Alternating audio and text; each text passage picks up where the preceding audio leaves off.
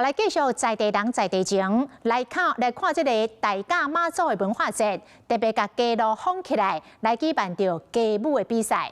今年有40组的队伍来参加霹雳舞的比赛。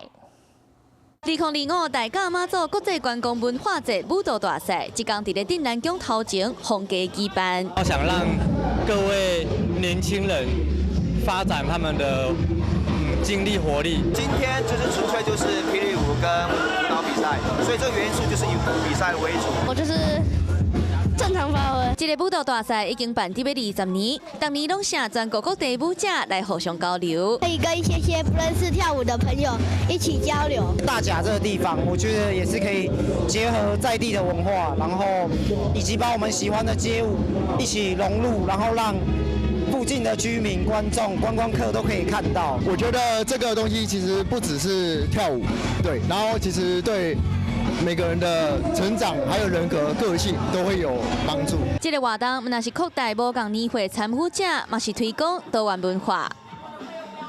Hello， 我是林明瑞。想要抢先掌握最及时的新闻资讯吗？赶快订阅、按赞、开启小铃铛，锁定我们华视新闻的 YouTube 频道。